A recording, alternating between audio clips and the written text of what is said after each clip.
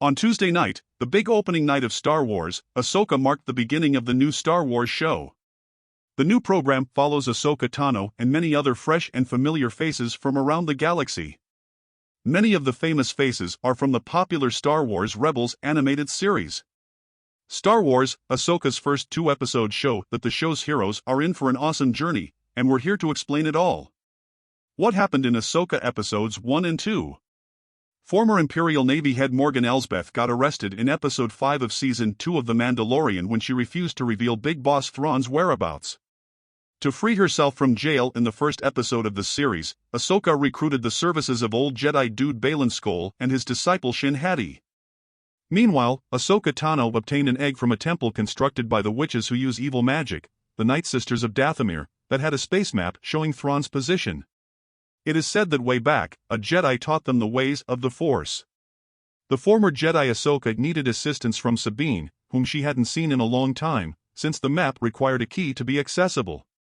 A tribute to Rey was built on Lothal to honor the Ghost Crew for their role in freeing the planet from the Empire's grip. Star Wars Rebels Governor Ryder Azadi, who was friends with Sabine, was disappointed to see her miss the event. Sabine, however, was not in a party vibe. She viewed a holo video of her buddy Ezra Bridger, who had disappeared into hyperspace with Thrawn, urging her to don't give up.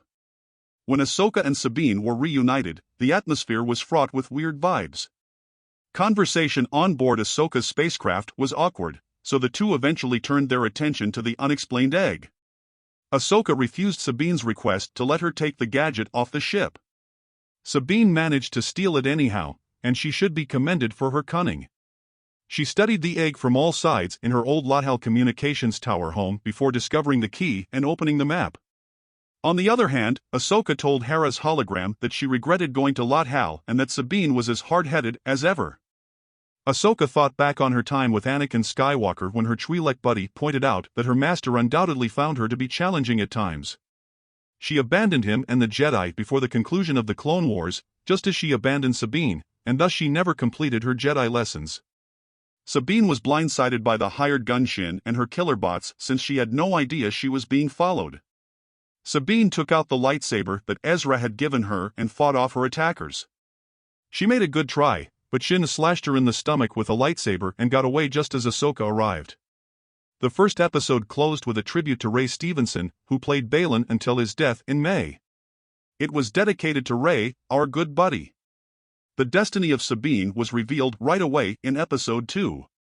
She was wide awake in her sickbed, visited by Ahsoka, Hera's hologram, and Huyang, the snarky teaching droid. Unlocking the map revealed two universes and a connection between them, but the Mando warrior didn't have time to locate their position before being ambushed. Ahsoka went back to Sabine's house, where the other killer bot was hidden, disabled it, but left its brain chip intact so that her student could study it. Sabine deduced that the droid had been built at the New Republic's shipyard on Corellia. Morgan Elsbeth operated industries there, however they should have been shut down once the Empire collapsed. The visit to the naval site by Ahsoka and Hera disproved that. Secretly planning the shipment of a speedy engine, Empire fans were still in command. Hera took to the skies, with the grumpy robot Chopper as her wingman, to pursue the massive transport as it made its escape after their shady enterprise was discovered and killer bots pounced on Ahsoka. Chopper had attached a GPS thingy on its hull, but it managed to evade capture. Sabine, still in the hospital, pondered whether or not Ahsoka would have come to see her if Huyang had cracked the map on his own. To sum up, Ahsoka only came to meet her because she really needed her help.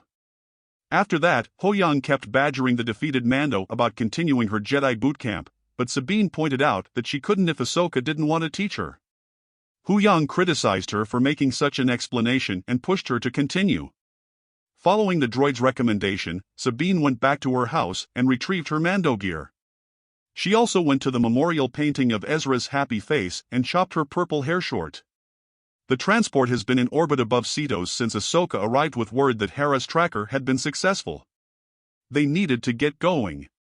Ahsoka responded to Sabine's request to resume training on board by saying that she would do so. As she said, the words, "Take us up, Padawan," may be interpreted in many ways. Master and student then took off into the sky. Meanwhile on Cetos, Baylan and Shin saw the installation of the Mega Engine. They were getting close to rescuing Thrawn now that the Eye of Sion was almost finished. Shin told Morgan's hologram that she escaped the shipyard without being seen or followed. Balin, an old Jedi dude, told Morgan that he spotted Ahsoka approaching when Morgan questioned him about it.